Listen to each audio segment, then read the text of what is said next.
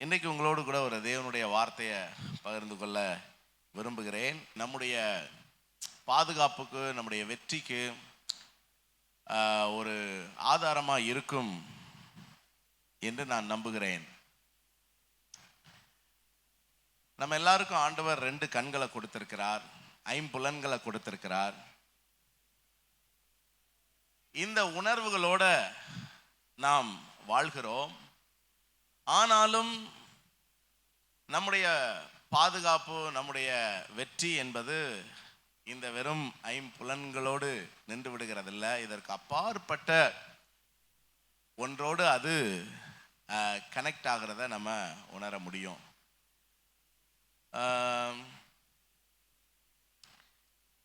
இந்த டிரைவிங் பண்ணுறவங்க ஏதோ சில அக்கேஷனில் அவங்க தூங்குவாங்க. அது எவ்வளோ கில்லாடி டிரைவராக இருந்தாலும் சரி, சில அக்கேஷனில் அவங்க என்ன செய்வாங்க? தூங்குவாங்க. ரெகுலராக தூங்க மாட்டாங்க, சில அக்கேஷனில் தூங்குவாங்க. நீங்கள் தற்செயலாக கவனித்து பார்த்தீங்கன்னா தெரியும், அப்படியே கண் என்ன செய்யும்? மூடும். ஆனால் கரெக்டாக ஸ்பீட் பிரேக்கர் வந்தால் அவங்க வண்டியை ஸ்லோ பண்ணி கரெக்டாக போவாங்க. எதிர்க்க வர்ற வண்டியை கரெக்டாக பார்த்து ஓட்டுவாங்க. பள்ளம் வருதுன்னா கரெக்டாக வண்டியை ஸ்லோ பண்ணுவாங்க.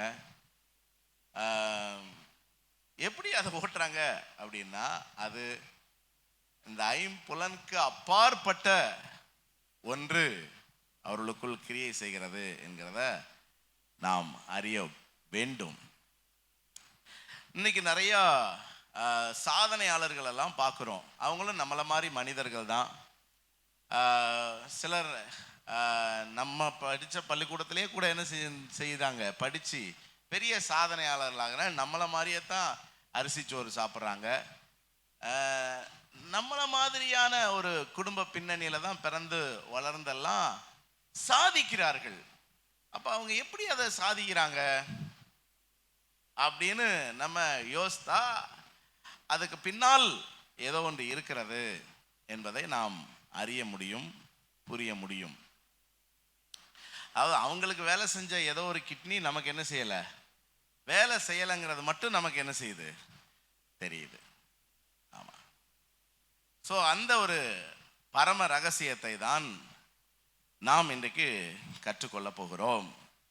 அதுதான் இந்த நாளின் செய்தியினுடைய தலைப்பு, 3ஆம் கண். வேதத்தில் சில வசனங்கள் இருக்குது. அந்த வசனங்கள்லாம் கர்த்தர் நம்மளை பாதுகாக்கிறார், போஷிக்கிறார், பராமரிக்கிறார், விடுவிக்கிறார், தப்புவிக்கிறார் அப்படின்லாம் நிறையா வசனங்கள் இருக்குது, நமக்கு தெரிஞ்ச விஷயந்தான். ஆனால் நம்முடைய பாதுகாப்புக்கும் நம்முடைய வெற்றிக்கும் ஆன அந்த உத்தரவாதத்தை நம்ம தேவன் மேல முழுமையாய் வைத்து விட முடியாது. அந்த பாதுகாப்புக்காக நாம் தான் 100% உத்தரவாதியாக செயல்பட வேண்டும்.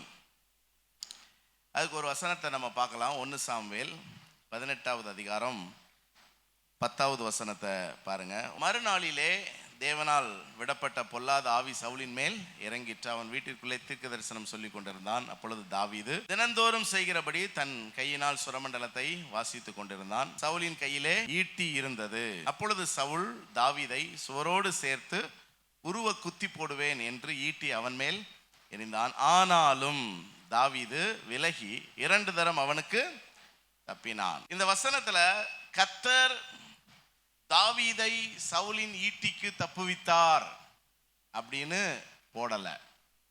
கர்த்தர் தாவீதை சவுலின் ஈட்டிக்கு தப்புவித்தார் அப்படின்னு போடல.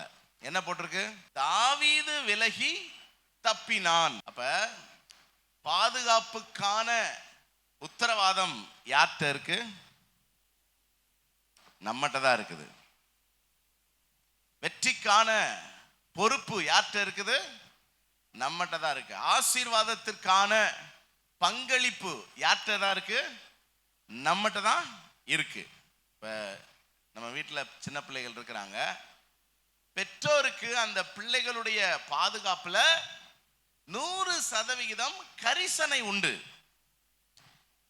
ஆனா அந்த பிள்ளையினுடைய பங்களிப்பு இல்லாமல் பெற்றோரால பாதுகாக்க முடியுமா? முடியாது.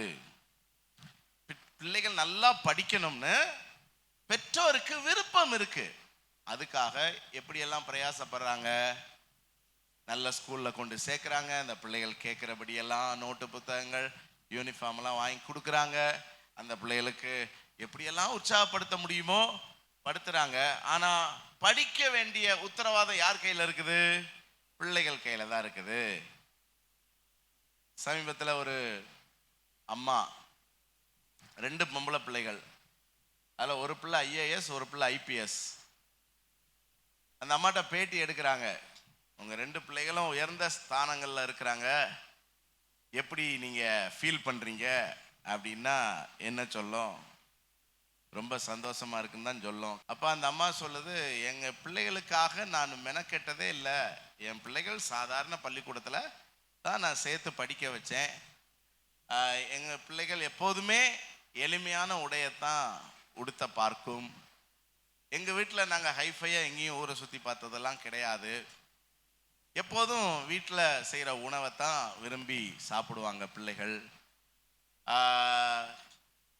ஆனால் என் பிள்ளைகள் கடினமாய் படித்தார்கள். ஹாஸ்டலில் படிக்கும்போது கூட லீவுனா வீட்டுக்கு வரமாட்டாங்க. நான் இங்கேயே இருந்து படிக்கிறேன்னு சொல்லி படித்தாங்க. ஆகவே இவங்க இன்னைக்கு IAS IPS ஆகிருக்கிறாங்கங்கிறதுல என்னுடைய பங்களிப்பு ஒன்றும் இல்லை. என் பிள்ளைகள் நல்லா படித்து அவங்க இந்த மேன்மையை சுதந்திரிச்சிருக்காங்க அப்படின்னு சொல்லும்போது அந்த சைடு வேலை பார்த்த கிட்னி நம்ம சைடு என்ன செய்ய மாட்டேங்குது?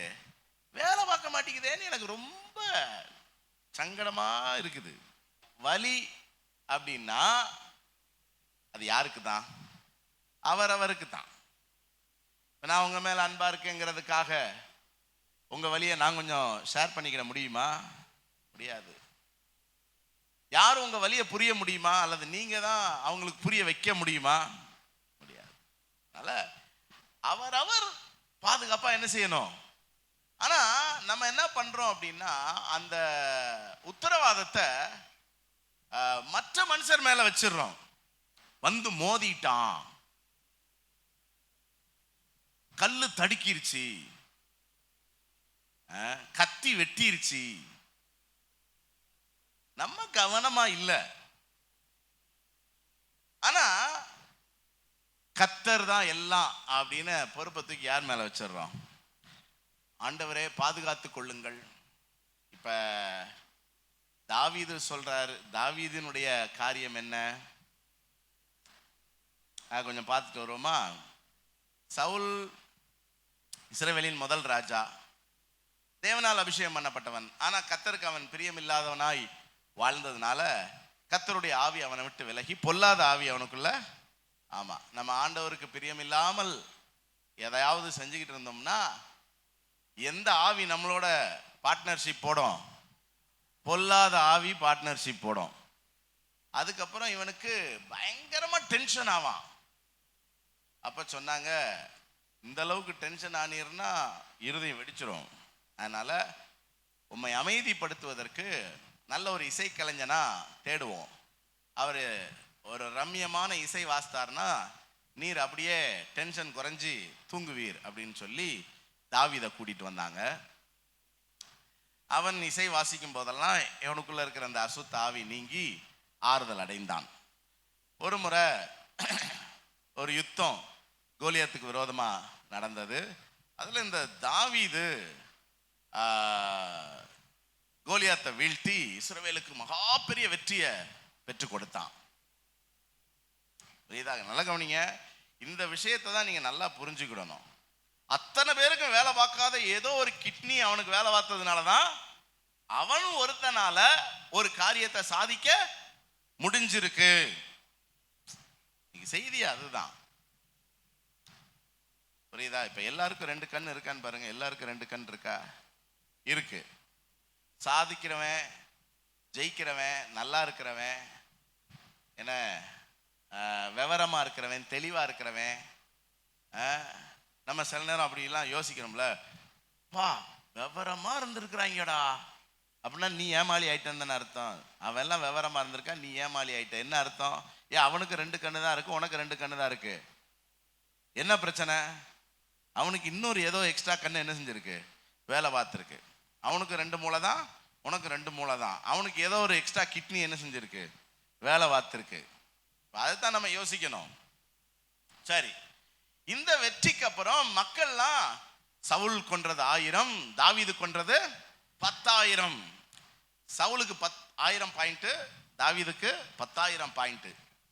பொதுவா ராஜாக்கள் அல்லது இந்த ஈகோ பிடிச்ச ஆட்களுக்கெல்லாம் என்னன்னா, நம்மளை விட எவனும் அழகா இருந்துடக்கூடாது, நம்மளை விட எவனுக்கு முடி அதிகமா இருந்துட கூடாது, நம்மளை விட ஒருத்தனும் பாராட்டப்பட கூடாது, நம்மளை விட ஒருத்தனும் சம்பாதிச்சிடக்கூடாதுங்கிற அந்த ஒரு ஈகோ, அது ஈகோ.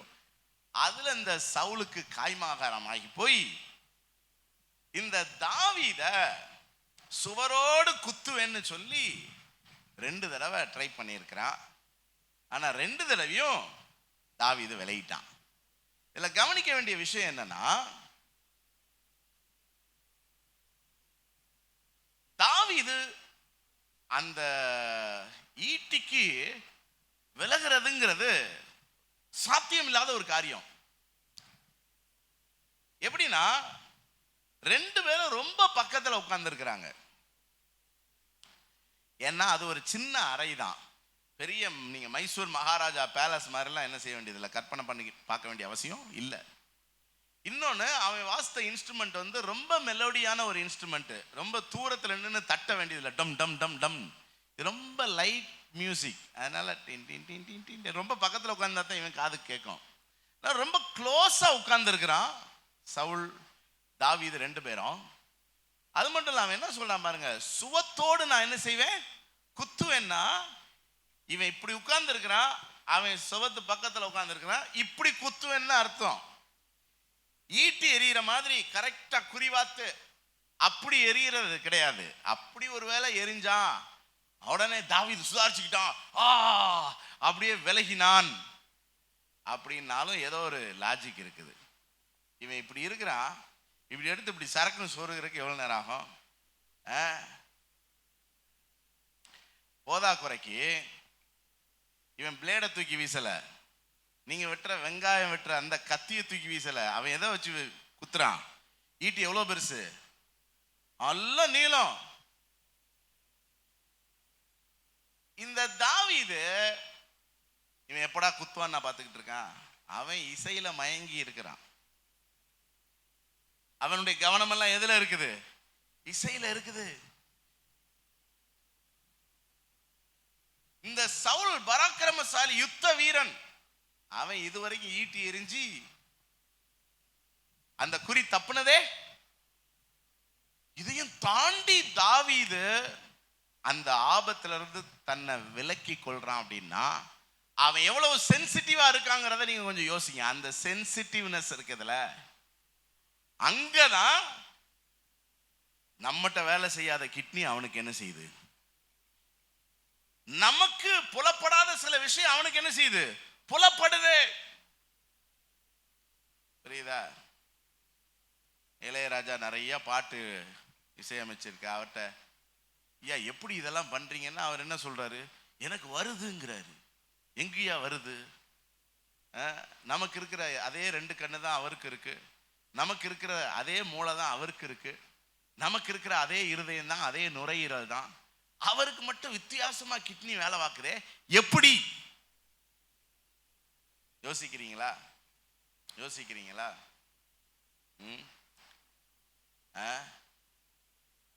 அப்ப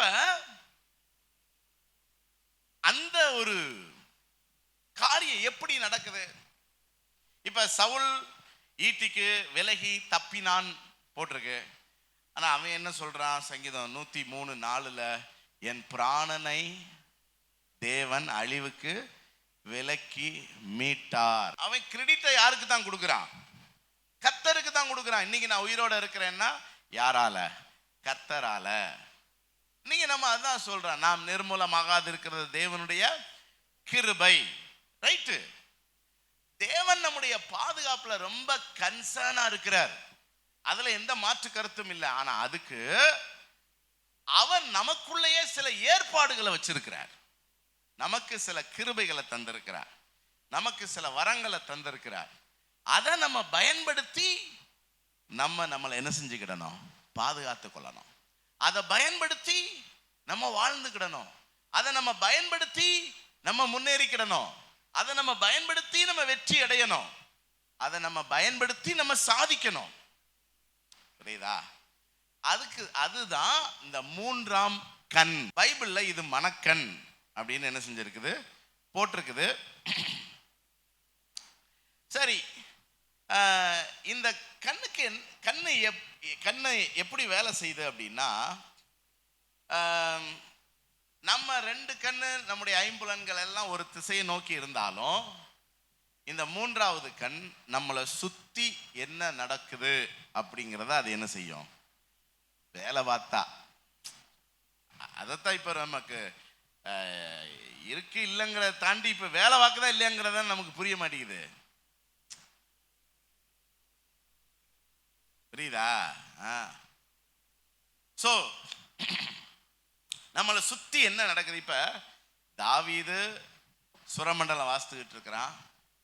அவனுடைய முழு கவனமும் இசையில இருக்குது.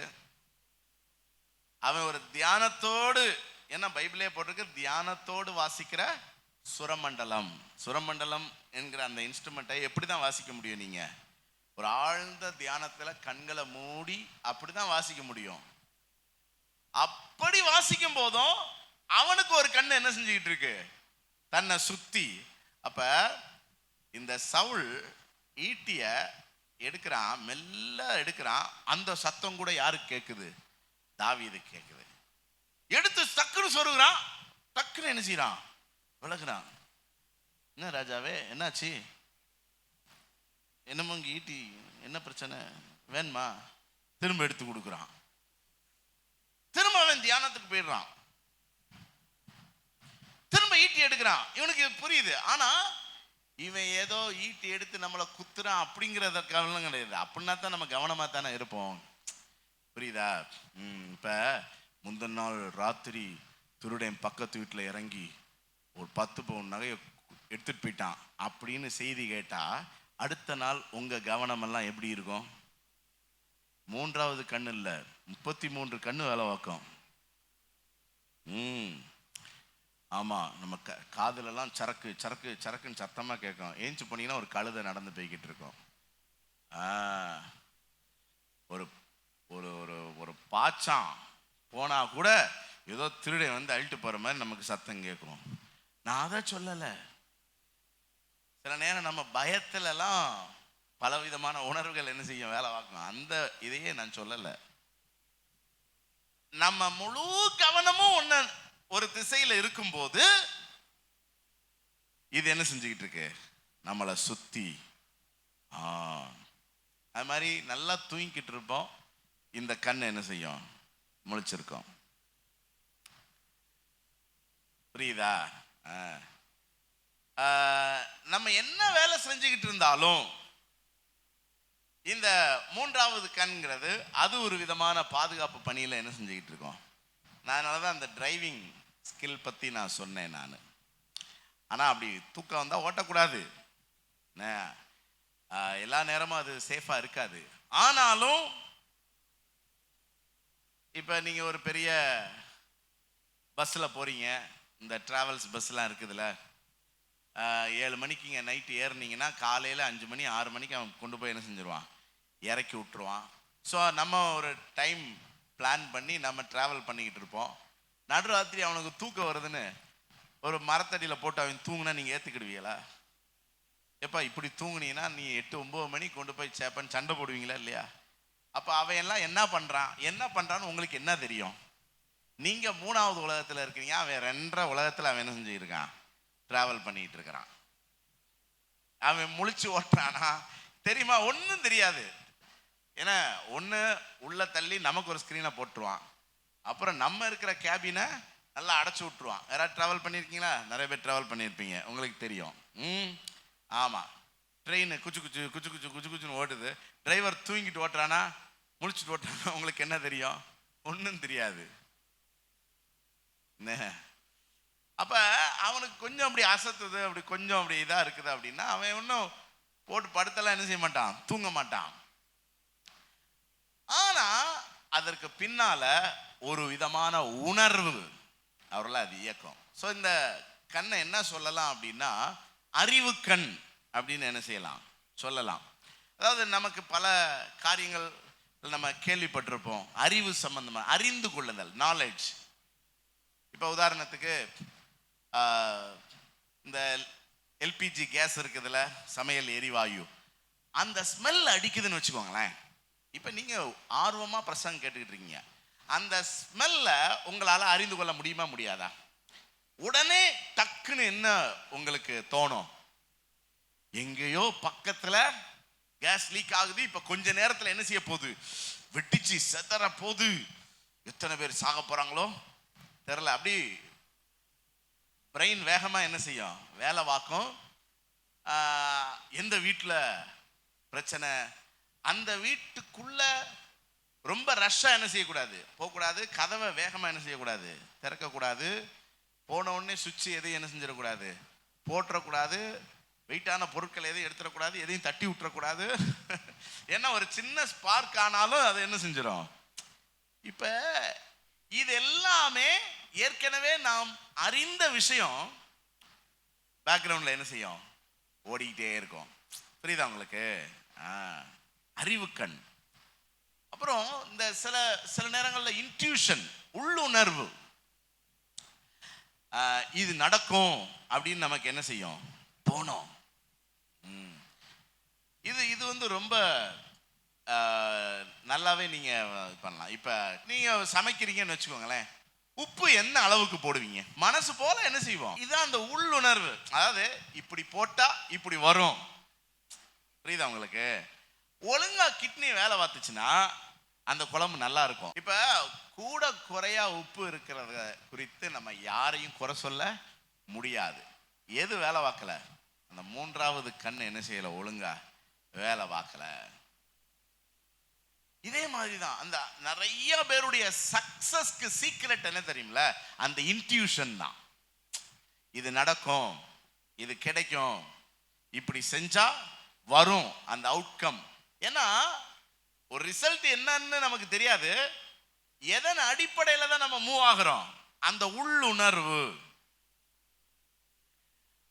அதுதான் அந்த உள்ளுணர்வு. இன்னொன்னு என்னன்னா அனுபவம். என்ன, இப்ப வண்டியில இந்த சைலன்சர்னு ஒரு பார்ட் இருக்கும். எங்கேயா வெளியே போயிட்டு வந்தா அது கனகனகனான்னு சூடா இருக்கும். எப்பயாவது நம்ம கால் பட்டுச்சுன்னு வச்சுக்கோங்களேன், அப்படி எறும்பு கடிச்ச மாதிரி இருக்கும். கொஞ்ச நேரத்தில் ஒரு கொப்பளம் ஆயிரும். அப்புறம் அது தண்ணி வடியும், அப்புறம் சலம் வடியும், பெரிய புண்ணாகி படாத பாடு. இப்போ ஒரு தடவை நமக்கு சுற்றுச்சுன்னு வச்சுக்கோங்க, அடுத்த முறை கால் அந்த பக்கத்துக்கு போகும்போதே நம்ம வேற எந்த கவனத்தில் இருந்தாலும் கால் தன்னால என்ன செய்யும், தள்ளி போகும். ஏன்? அந்த கண், அனுபவ கண். புரியுதா? பேக்ரவுண்ட்ல நம்மளை அது என்ன செய்யுது, ப்ரொடெக்ட் பண்ணுது.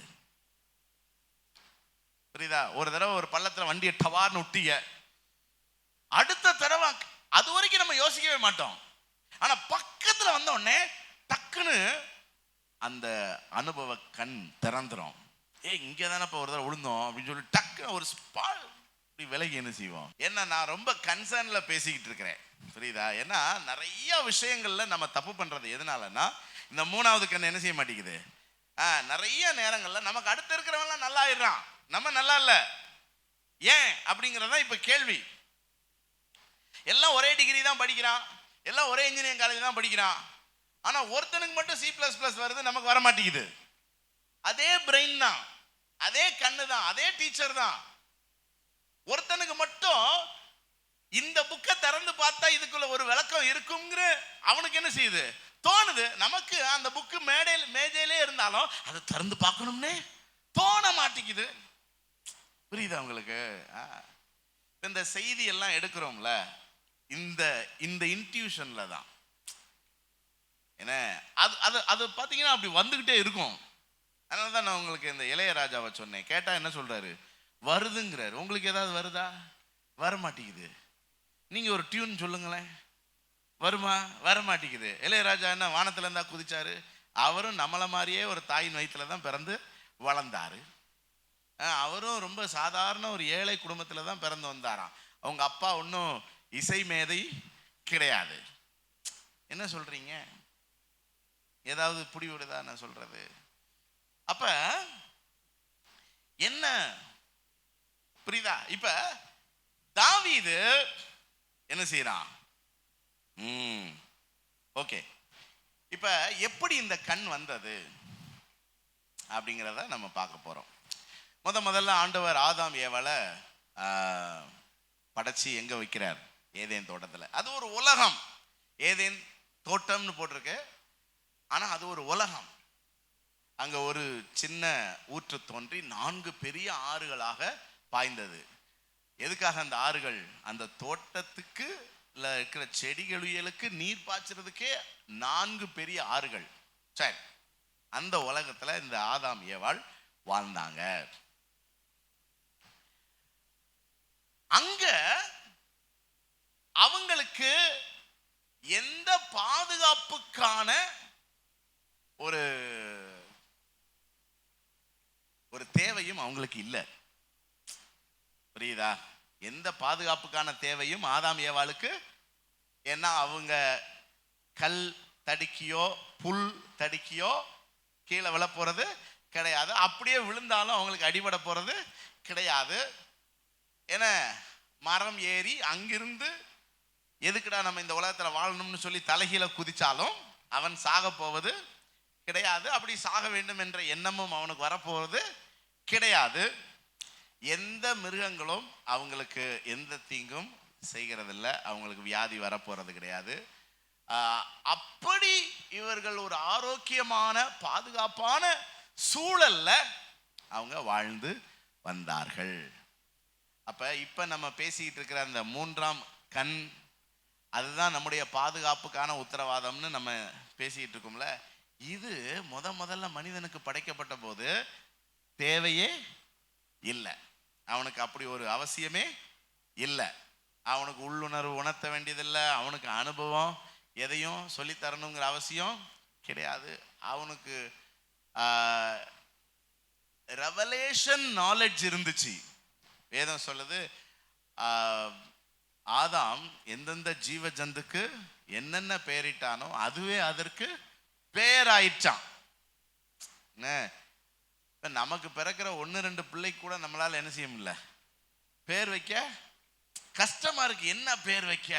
அவன் அத்தனை ஜீவ ஜந்துக்கு பேர் வச்சான்னா அவனுக்கு எக்ஸ்ட்ராடினரி நாலேஜ் அவனுக்கு என்ன செஞ்சது இருந்துச்சு. ஓகேவா? ஸோ அவனுக்கு அந்த 3ஆம் கண், அறிவு கண், அனுபவ கண், அதெல்லாம் எதுவுமே தேவையில்லை. அப்படி வாழ்ந்த இந்த ஆதாம் ஏவாள் இப்ப வேதத்துல ஆதியாகமம் 2வது அதிகாரம் 9வது வசனத்துல பாருங்க. தேவனாகிய கர்த்தர் பார்வைக்கு அழகும் புசிப்புக்கு நலவுமான சகலவித விருட்சங்களையும் தேவன் சிருஷ்டித்தார். தோட்டத்தின் நடுவிலே ஜீவ விருட்சத்தையும், அடுத்து என்ன போட்டிருக்கு? நன்மை தீமை அறியத்தக்க விருட்சத்தையும். இப்ப இந்த நன்மை தீமை அறியத்தக்க விருட்சம் அப்படிங்கிறத உங்களால புரிஞ்சுக்கிற முடியுதா? நன்மை தீமை அறியத்தக்க விருட்சம்னா என்னது? நன்மை தீமை அறியத்தக்க விருட்சம். இதுக்கு ஒன்றும் புது விளக்கமே தேவையில்லை. நன்மை எது தீமை எது. இப்ப நன்மை எது தீமை எதுன்னு நமக்கு தெரிஞ்சாதான் நமக்கு ஆசீர்வாதம். இப்ப இருக்கிற உலகத்துல நான் சொல்றது உங்களுக்கு புரியுதா? இப்ப இருக்கிற உலகத்துல நமக்கு என்ன தேவை? நன்மை தீமை எதுங்கிற அறிவு நமக்கு தேவை. இல்லாட்டினா தீமையை நன்மைன்னு சொல்லி கையை விடுவோம், நன்மையை தீமைன்னு சொல்லி விலகி போவோம். அப்ப ஆண்டவர் இந்த நன்மை தீமை அறியத்தக்க விருட்சத்தை அங்க படைச்சு வச்சார். படைச்சு வச்சது மட்டுமல்ல, இந்த நன்மை தீமை அறியத்தக்க விருட்சத்தின் கனியை நீ என்ன செய்யக்கூடாதுன்னாரு, சாப்பிடக்கூடாதுன்னாரு. ஏன் சாப்பிடக்கூடாதுன்னாரு? ஏன்னா அவனுக்கு தேவையில்லை. ஏன் தேவையில்லை? அவனுக்கு தான் எந்த ஆபத்தும் கிடையாதே.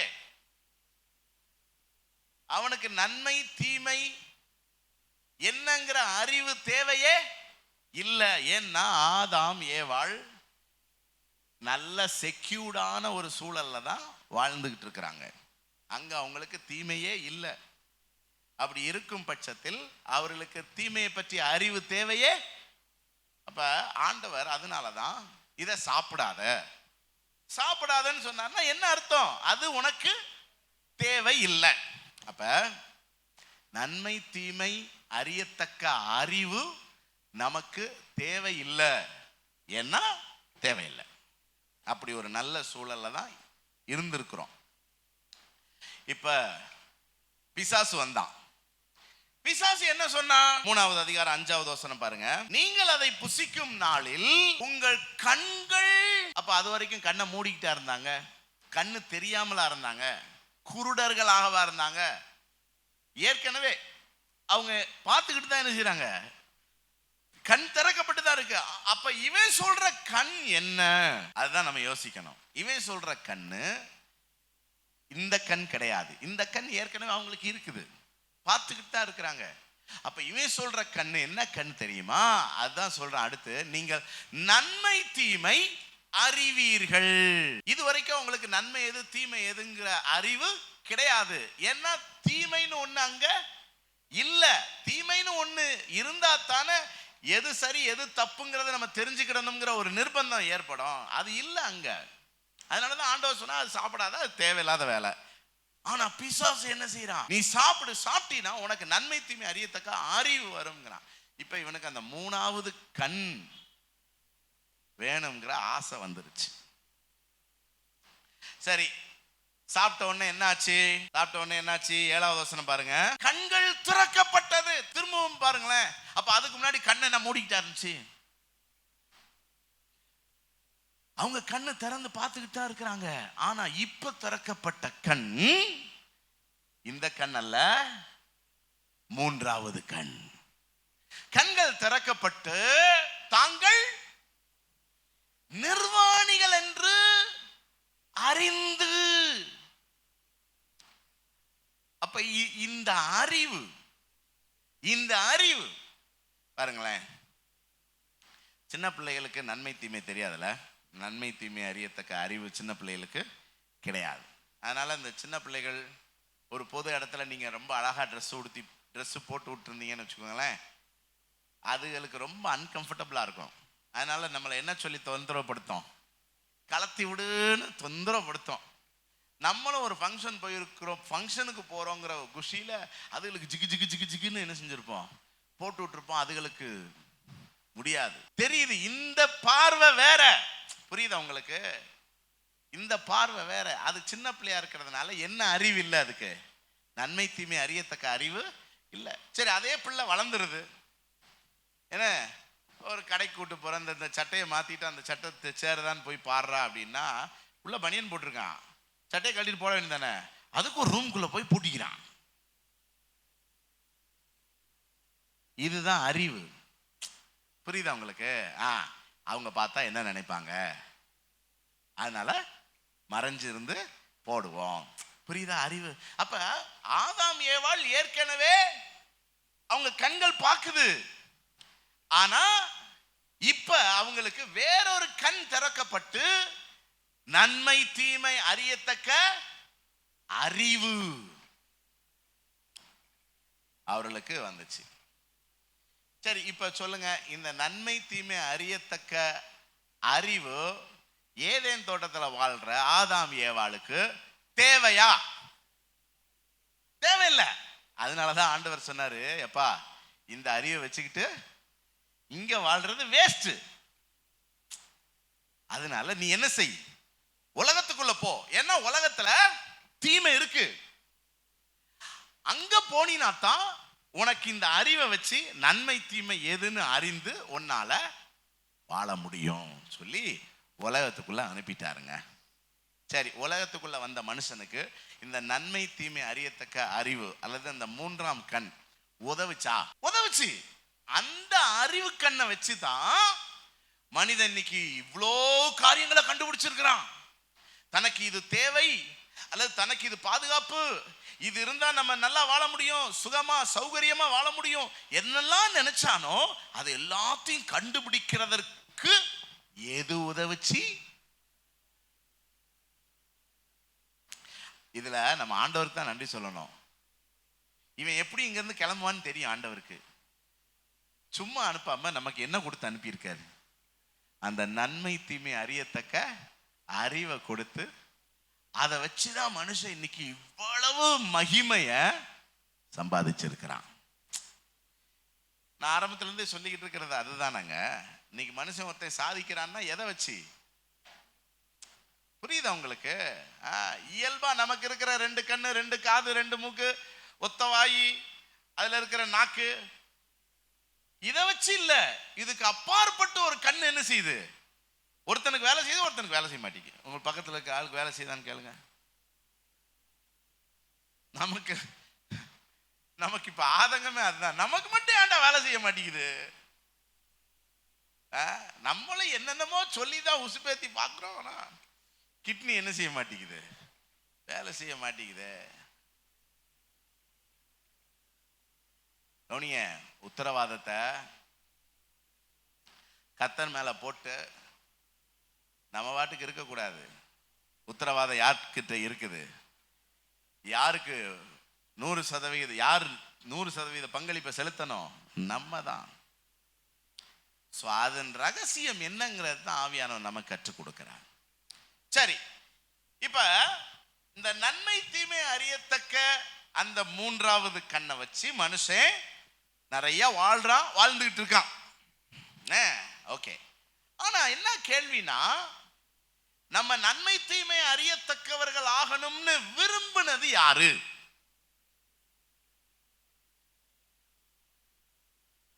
கர்த்தரா பிசாசா? நம்ம நன்மை தீமை அறியத்தக்கவர்கள் ஆகணும்னு விரும்பினது கர்த்தரா பிசாசா? பிசாசு.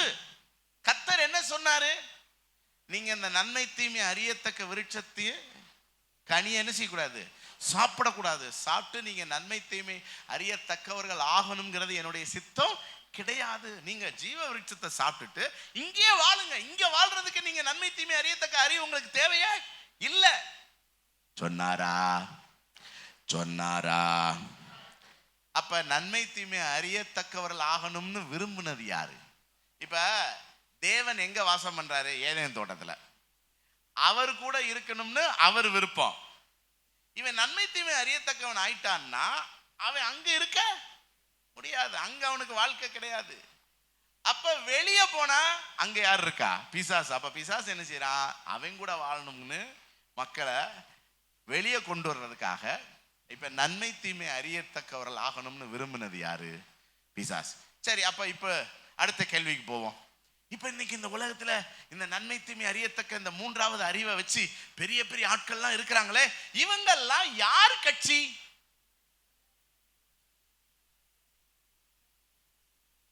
பக்கத்துல பாத்துக்க, உனக்கு இந்த மூன்றாவது கண் இருக்குதான்னு கேளுங்க. இருக்கா இல்லையானே நமக்கு என்ன செய்யல. ஏன்னா இருந்து ஒன்னும் ஆகல. புரியுதா? அப்ப இப்ப நமக்கு கொஞ்சம் சந்தோஷம் வருது. என்ன சந்தோஷம்? இந்த மூணாவது கண் இருக்கிறவெல்லாம் யாரு கட்சி? பிசாசின் கட்சி. சரி, கவனிங்க. அப்ப நம்ம யாரு? முதல்ல அதை தெரிஞ்சுக்கிடணும். பாருங்க, நம்மளும் ரட்சிக்கப்படுறதுக்கு முன்னாடி பிசாசின் பிள்ளைகளாகத்தான் இருந்தோம். அப்ப நமக்கு என்ன கண்ணு இருந்துச்சு? இந்த மூணாவது கண்ணு இருந்துச்சு. சரியா? ஆண்டவர் நம்மளை ரட்சித்ததுக்கு அப்புறம் உலகத்தார்ட்ட இருக்கிற அந்த நன்மை தீமை அறியத்தக்க அறிவு நமக்கு இல்லை. நமக்கு அந்த கண்ணை ஆண்டவர் என்ன செஞ்சிட்டாரு? எடுத்துட்டார். அல்லது அந்த கண்ணை, அவங்களுக்கு இருக்கிற அந்த கண்ணுக்கு பதிலாக வேற கண்ணை கர்த்தர் நமக்கு என்ன செஞ்சிருக்கிறாரு, கொடுத்திருக்கிறார். இப்ப அதைத்தான் நம்ம என்ன செய்ய போறோம், பார்க்க. வேற கண், பக்கத்துல பார்த்து சொல்லுங்க, வேற கண்.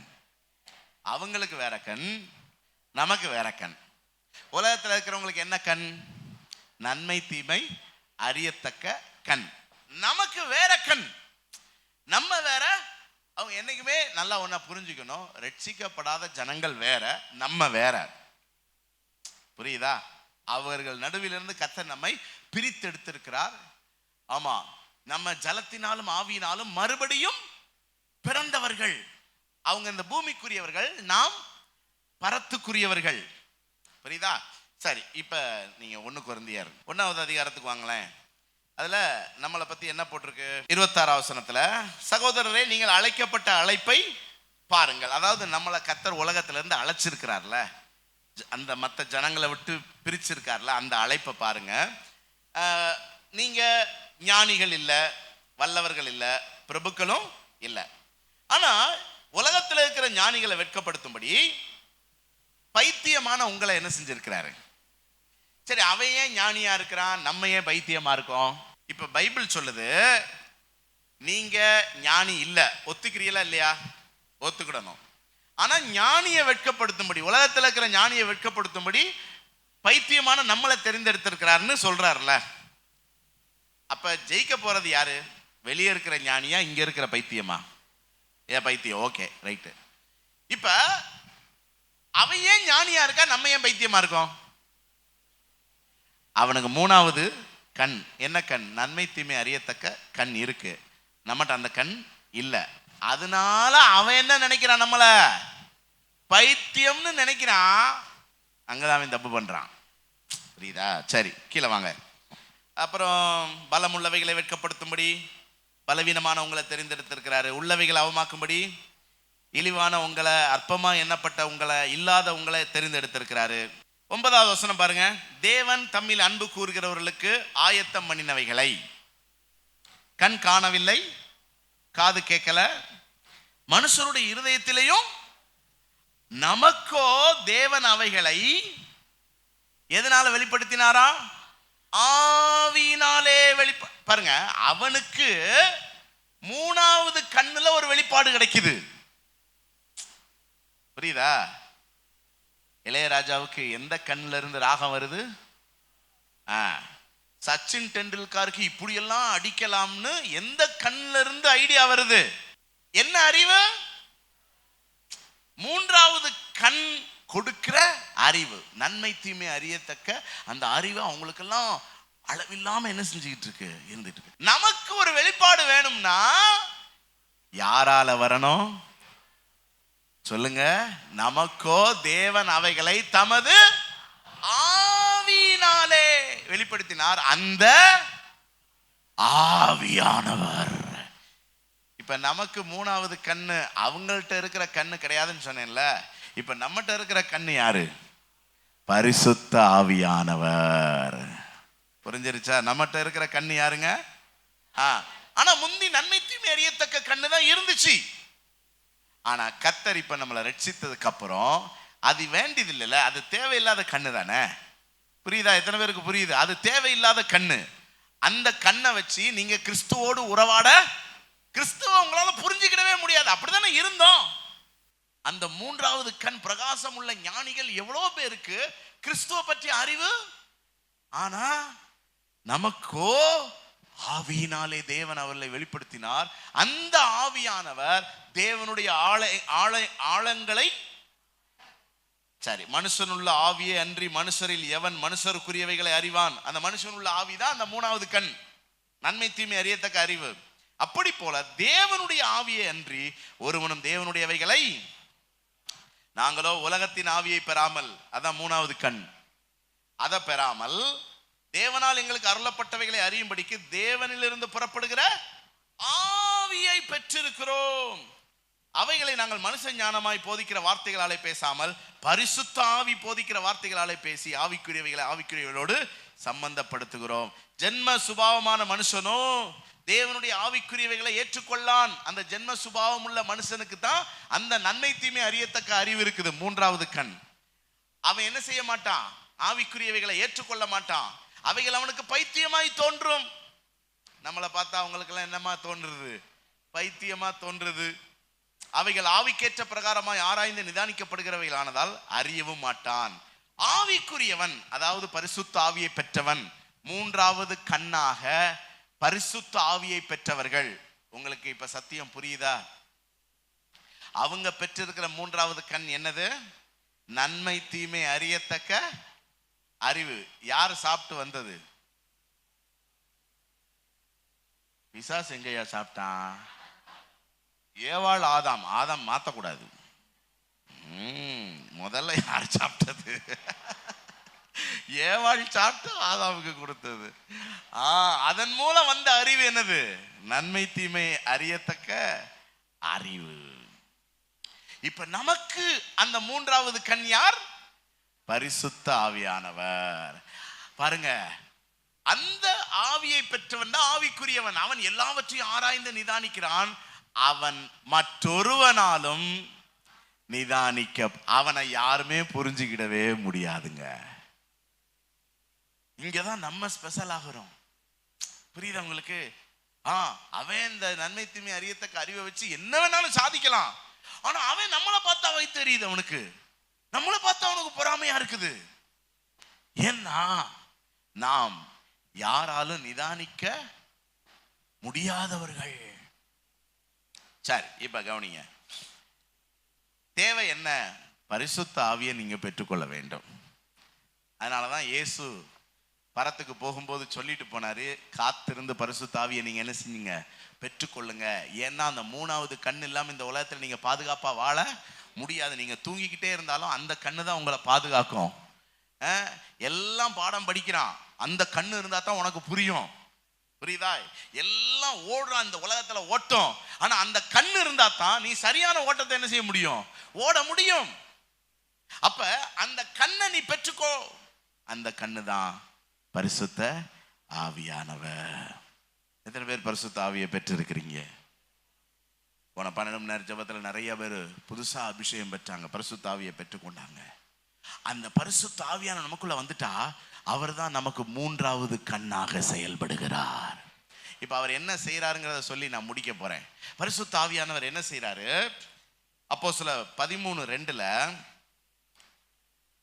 பர்னபாவையும் சவுலையும் நான் அழைத்த ஊழியத்துக்காக அவர்களை பிரித்து விடுங்கள் என்று பரிசுத்த ஆவியானவர் திருவுளம் பற்றினார். இந்த திருவுளம் பற்றினார்னா பேசினார்னு அர்த்தம். அப்ப பரிசுத்த ஆவியானவர் நமக்குள்ளே வந்து விடுகிறார்ல, மூன்றாவது கண்ணாக. அவர் நம்மோடு பேசுகிறவர். சொல்லுங்க பார்க்கலாம், பரிசுத்த ஆவியானவர் நம்மோடு பேசுகிறவர். என்ன? சோ திரும்ப எங்க கர்த்தர் கூட்டிட்டு போறாருன்னா ஏதேன் தோட்டத்துக்கு தான். ஏன்னா அங்க அந்த நன்மை தீமை அறியத்தக்க அறிவு இல்லாத காலத்துல அவங்க யாரோடு உறவாடினார்கள்? தேவனோடு உறவாடினார்கள். எப்ப இவன் ஆண்டவருக்கு பயந்து ஒளிஞ்சான் தெரியுமா? சொல்லுங்க பார்க்கலாம். நான் நிர்வாணியா இருப்பதினால் பயந்து ஒளிந்து. நேத்து நீ நிர்வாணி இல்லையா? அதுக்கு முந்தின நாள் நீ நிர்வாணி இல்லையா? நீ இதே மாதிரி தானே போய் அவர் மடியில உட்கார்ந்துகிட்டு இருந்த, அவரை கொஞ்சிக்கிட்டு இருந்த. ஆனா இன்னைக்கு மட்டும் ஏன் புதுசா நீ நிர்வாணின்னு சொல்லி போய் ஒளியிற? அப்பதான் ஆண்டவர் சொன்னாரு, நான் புசிக்க கூடாதுன்னு சொன்ன கனிய புசித்தாயா? ஆமா ஆண்டவரை, புசிச்சு அந்த நன்மை தீமை அறியத்தக்க அறிவு எனக்கு என்ன செஞ்சிருச்சு? வந்துருச்சு. அந்த அறிவு மனிதனை தேவனோட சேர்த்துச்சா பிரிச்சுச்சா? அப்ப மூன்றாவது கண் மனிதனை தேவனோட சேர்த்துச்சா பிரிச்சுச்சா? அதனாலதான் நம்மளுக்கு அந்த கண்ணுக்கு பதிலா ஆண்டவர் இப்ப பரிசுத்த ஆவியை கொடுத்துட்டாரு. இந்த பரிசுத்த ஆவி வந்ததே முதல்ல எதுக்காகத்தான்? திரும்ப தேவனோடு நம்மை. அப்ப அவர் நம்மோடு பேசுவார், நாம் அவரோடு என்ன செய்யலாம்? பேச முடியும். பென்னிஹின் அப்படின்னு ஒரு பெரிய ஊழியக்காரர், நல்ல வல்லமையான தேவ மனிதர். அவர் ஒரு புத்தகம் எழுதி இருக்கிறார், குட் மார்னிங் ஹோலி ஸ்பிரிட் அப்படின்னு. Good morning Holy Spirit. அந்த புத்தகத்துல அவருடைய அனுபவங்கள் எழுதுறார். அவர் முதல்ல போய் ஒரு கூட்டத்துல கலந்து கொண்டு அபிஷேகம் பெற்றார். சின்ன வாலிபனா, ஒரு 18-19 வயசு இருக்கும்போது அவர் அபிஷேகம் பெற்றார். அன்னைக்கு ராத்திரி வந்துட்டு ரொம்ப சந்தோஷத்துல மணிக்கணக்கா ஜெபம் பண்ணார். ஆவியில நிரம்பி அந்நிய பாஷையில ஜெபம் பண்ணார். அன்னைக்கு அபிஷேகம் பெற்றவங்களை கூட நான் சொல்லி அனுப்புனேன், வீட்டுக்கு போய் நிறைய ஜெபம் பண்ணுங்க, மணிக்கணக்கா ஜெபம் பண்ணுங்கலாம் சொல்லி அனுப்புனேன். எத்தனை பேர் பண்ணீங்கன்னு தெரியல. அவர் அப்படி நல்லா ஜெபம் பண்ணிட்டா அப்படியே அசன் தூங்கிட்டார். காலையில எந்திரிச்ச உடனே அவருக்கு அன்னைக்கு ஒரு புது உற்சாகமா இருக்குது. அப்ப திடீர்னு அவருக்கு ஒரு காரியம் ஞாபகம் வந்துச்சான். முந்தின நாள் அந்த மீட்டிங்ல சொன்னது என்ன சொன்னாங்க? பரிசுத்த ஆவியானவர் ஒரு நபர். Holy Spirit is a person. ஆகவே அவரோடு நீங்கள் உறவாடுங்கள், பேசுங்க அப்படின்னு சொன்னது இவருக்கு ஞாபகம் வந்த உடனே என்ன சொன்னாராம் தெரியுமா?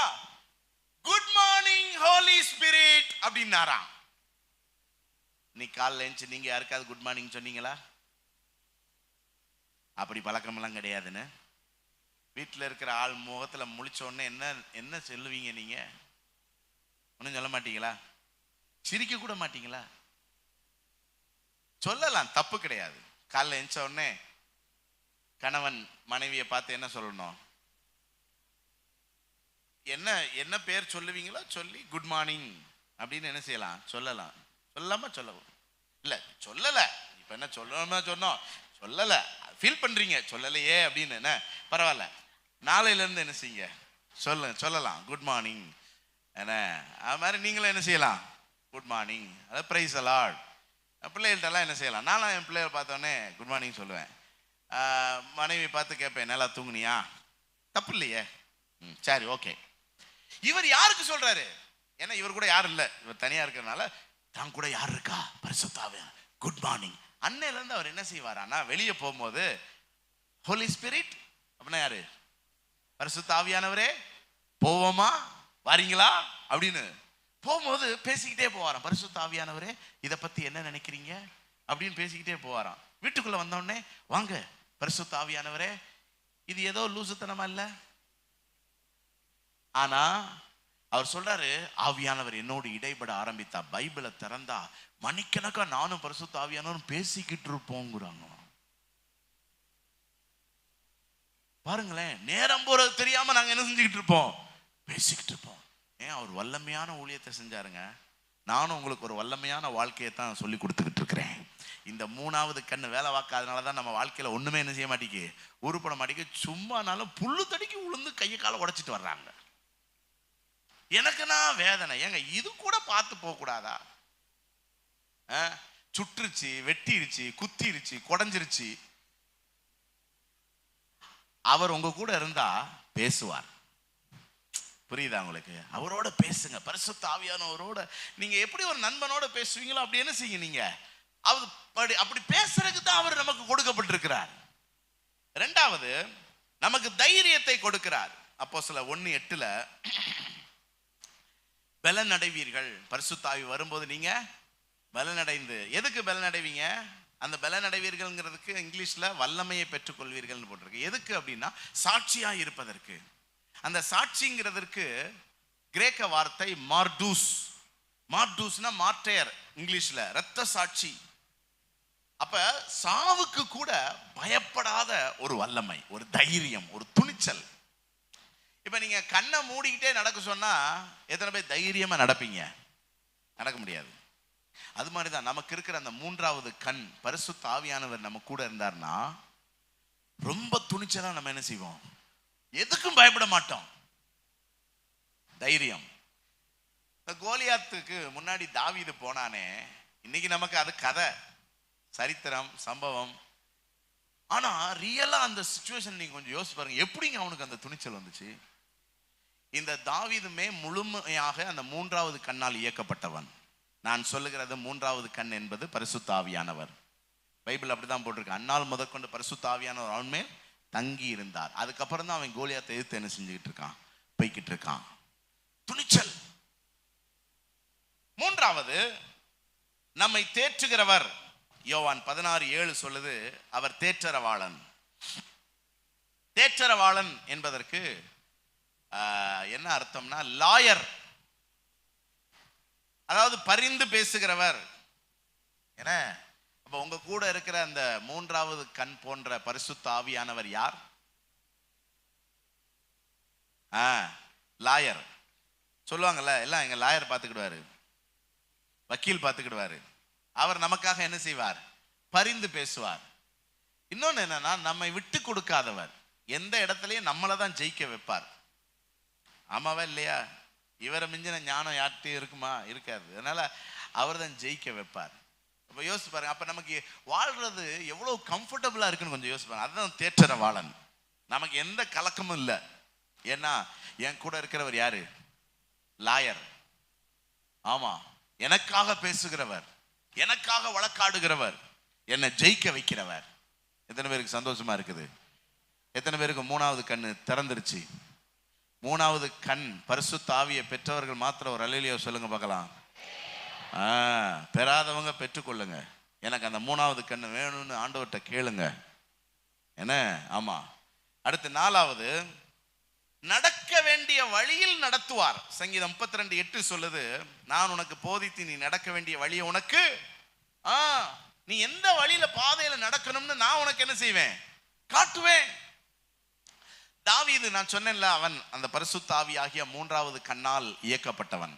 அதனால அவன் ஒவ்வொரு இடத்துலையும் நான் போலாமா, நான் செய்யலாமா, அவன் கேட்பான். 1 சாமுவேல் 30:7-8 நீங்க வாசித்து பார்த்தீங்கன்னா, அவன் கர்த்தர்ட்ட கேட்கிறான், நான் அந்த தண்டை பின்தொடர வேண்டுமா, அதை பிடிப்பேனா என்று கேட்டான். அதற்கு அவர், அதை பின்தொடர், அதை நீ பிடித்து சகலத்தையும் என்றார். பாருங்க, கர்த்தர் ஐடியா கொடுக்கிறாரு, ஆலோசனை கொடுக்கிறார். நீ போப்பா, நீ கண்டிப்பா என்ன செய்வ. அது நமக்கு எவ்வளவு பெரிய கான்பிடென்ட் கொடுக்குதுன்னு கொஞ்சம் யோசிச்சு பாருங்க. சோ இந்த மூன்றாவது கண் நமக்கு ஒரு கான்பிடென்ட் கொடுக்குது. பரிசுத்த ஆவியானவர் நம்மோடு இடைப்படுகிறார். நாம் நடக்க வேண்டிய வழியை நமக்கு சொல்லிக் கொடுக்கிறார். ஐந்தாவது, இன்னும் சிறப்பான ஒரு காரியம் பாருங்களேன். 1 கொரிந்தியர் 13:2 நான் தீர்க்க தரிசன வரத்தை உடையவனாயிருந்து சகல ரகசியங்களையும் அறிந்தாலும். இந்த பரிசுத்த ஆவியானவர் நமக்கு ரகசியங்களை வெளிப்படுத்துகிறாராம். மற்றவங்களுக்கெல்லாம் தெரியாதது நமக்கு என்ன செய்யும்? தெரியும். ரகசியங்களை வெளிப்படுத்துகிறார். அதான் அந்த மூன்றாவது கண். மற்ற ஜனங்களுக்கு ஒன்றும் புரியாது, நமக்கு புரியும். அதனாலதான் நான் சொல்றேன், பரிசுத்த ஆவியை பெற்றீங்கன்னா நீங்க சாதிக்கலாம். ஏன்னா அவர் ரகசியங்களை கற்றுக் கொடுக்கிறவர். 2 ராஜாக்கள் 6வது அதிகாரத்துல ஒரு சம்பவம் நடக்குது. இஸ்ரவேலுக்கும் சீரியாவுக்கும் யுத்தம். இந்த சீரியா என்னென்னலாம் ராணுவ திட்டம் போடுறாங்களோ அது எல்லாம் இஸ்ரவேலுக்கு தெரியுது. அப்ப இந்த ராஜா என்ன சொல்றான் அப்படின்னா, சீரியா ராஜா குழம்பி தன் ஊழியக்காரரை அழைத்து, நம்முடையவர்களில் இஸ்ரவேல் ராஜாவுக்கு யாரோ ஒருத்தன் உளவாளியா இருக்கிறான், நமக்குள்ள ஒரு ஸ்பை இருக்கான்டா, நம்ம பேசுறதெல்லாம் சொல்லி கொடுக்குறான் அப்படின்னதுக்கு என்ன சொன்னாங்க பாருங்க, அப்படி இல்லை, என் ஆண்டவனாகிய ராஜாவே, நீர் உம்முடைய பள்ளி அறையிலே பேசுகிற வார்த்தைகளையும், அப்படின்னா பெட்ரூம்ல நீர் பேசுகிற வார்த்தைகளையும் கூட இஸ்ரவேலில் இருக்கிற தீர்க்கதரிசியாகிய எலிசா, இஸ்ரவேலின் ராஜாவுக்கு, அப்ப எலிசாவுக்கு ரகசியங்களை அறியக்கூடிய அந்த மூன்றாவது கண் எப்படி கிடைச்சது? பரிசுத்த ஆவியானவர். அவர் தீர்க்க தரிசனங்களின் மூலமாக ரகசியங்களை என்ன செய்கிறார்? வெளிப்படுத்துகிறார். கடைசியா இது இன்னும் சூப்பரான ஒரு காரியம் பாருங்களேன். ஏசாயா 45:11 ஏசாயா 45:11 இஸ்ரவேலின் பரிசுத்தர் அவனை நோக்கி, வரும் காரியங்களை என்னிடத்தில் கேளுங்கள். பாருங்க, எதிர்காலத்தை குறித்து என்கிட்ட கேளுங்கிறாருங்க. அப்ப ஆறாவதாக இந்த பரிசுத்த ஆவியானவர், நமக்கு மூன்றாவது கண்ணாக கொடுக்கப்படுகிற பரிசுத்த ஆவியானவர் நம்முடைய வருங்காரியங்களை குறித்து நம்மோடு பேசுகிறார். நம்முடைய வருங்காரியங்களை நமக்கு தெரியப்படுத்துகிறவர். எபிரேயர் 11:20 விசுவாசத்தினாலே ஈசாக்கு வருங்காரியங்களை குறித்து யாக்கோபிடத்திலும் ஏசாவின் இடத்திலும் பேசினான். வருங்காரியங்களை ஈசாக்கு பேசுறான். எப்படி பேசுறான்? இந்த பரிசுத்த ஆவியின் துணையோடு. ரெபேக்காளுக்கு 20 வருஷம் கழிச்சு கன்சீவ் ஆச்சு, கர்ப்பவதி ஆனாள். இப்பதானே ஸ்கேன்லாம் இருக்குது. அப்ப அவளுக்கு வயிற்றுல என்னடா 2 மலைகள் முட்டுகிறதே, என்ன செய்ய? பைபிள்ல போட்டிருக்கு, அவள் கர்த்தரிடத்தில் விசாரித்தாள். புரியுதா உங்களுக்கு? அப்ப ஆண்டவர் சொல்றாரு, உன் வயிற்றுல 2 சந்ததி தோன்றும், அதுல மூத்தவன் இளையவனை சேவிப்பான். கர்த்தர் வருங்காலங்களை குறித்து, வருங்காரியங்களை குறித்து என்ன செய்கிறாரா? எத்தனை பேருக்கு கண்ணு திறந்துருச்சு? அப்ப இவ்வளவு ஸ்லாக்கியங்களை வச்சுக்கிட்டு தான், பக்கத்துல பார்த்து சொல்லுங்க, என்னைய பார்க்காதீங்க, இவ்வளவு ஸ்லாக்கியங்களை வச்சுட்டு அப்படி மங்குனி மாதிரி உட்கார்ந்துருக்கீங்களான்னு கேளுங்க. இவ்வளவு வரங்களை வச்சுக்கிட்டு தான் இப்படி ஒன்னும் சாதிக்காம உட்கார்ந்து இருக்கிறீங்களான்னு கேளுங்க பக்கத்துல. புரியுதா உங்களுக்கு? இந்த கன்சர்ன் தான் இந்த செய்தி. இந்த நாளின் செய்தி என்னமோ என்னுடைய கண்டுபிடிப்பு இல்ல, இது ஒரு கன்சர்ன், ஒரு ஆதங்கம். ஏன் நம்முடைய சபையின் விசுவாசிகள் பாதுகாப்பற்ற நிலையில இருக்கிறாங்க? ஏன் நம்முடைய சபையின் விசுவாசிகள் பல காரியங்களை தோல்வி அடைகிறாங்க? ஏன் சாதிக்க முடியாம இருக்கிறாங்க? 3வது கண்ணு ஒண்ணு இருக்குது, அதை வச்சுதான் இந்த உலகத்துல இருக்கிறவங்க சாதிக்கிறான்.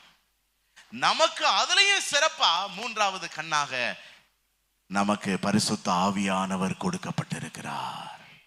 இந்த பரிசுத்த ஆவியானவரை கொண்டு, இந்த 3வது கண்ணாகிய பரிசுத்த ஆவியானவரை கொண்டு தாவீது எப்படியெல்லாம் சாதித்தான்னு இன்னொரு செய்தி என்ன செய்யலாம், பேசலாம். நீங்களே வீட்டில் போய் தியானிச்சு பாருங்க.